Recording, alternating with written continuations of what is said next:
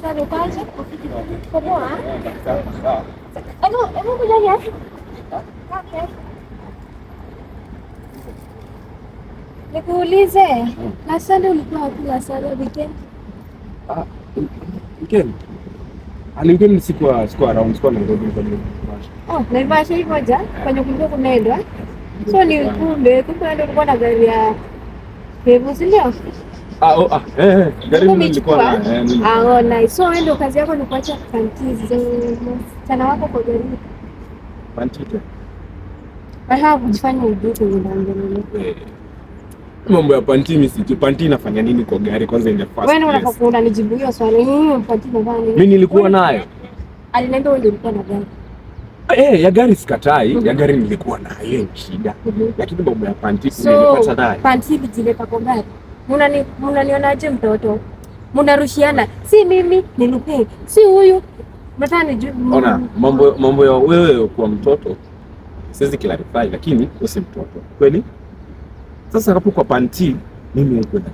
Mambo ya panti mimi sijui. Na si wewe ulikuwa na gari. Sijakataa mambo, nilikuwa na gari. Ulikuwa na msana gani kwanza? Mlikuwa na kebo? Hapana, si mimi nilikuwa na gari peke yangu. So nimewashika. Nini? Je, aliniambia mlikuwa na yeye? Mimi gari. Gari. Sasa hata uelewe kenye unasema. Si ndio? Unatetea mwenzako, si ndio? Hapana. Kwa gari tulikuwa na yeye. Unaona? Na gari nilikuwa nayo mimi. Kwenye msichana marafiki. Kwa marafiki tu. Kwenye wakazi yao wajua mahali panti zinafaa yake. Sasa labda alikuwa anataka kutoka. Natumia kioo yangu kujiangalia na unajua kwa panti hapo. Ndio nijue mlikuwa na marafiki wasichana. Mnanga marafiki vijana, si ndio? Walikuwa. Hapo kwa vijana walikuwa. Pia msichana ni kijana ama msichana Afrika. Unaelewa kenye unasema wewe? Asibado panti.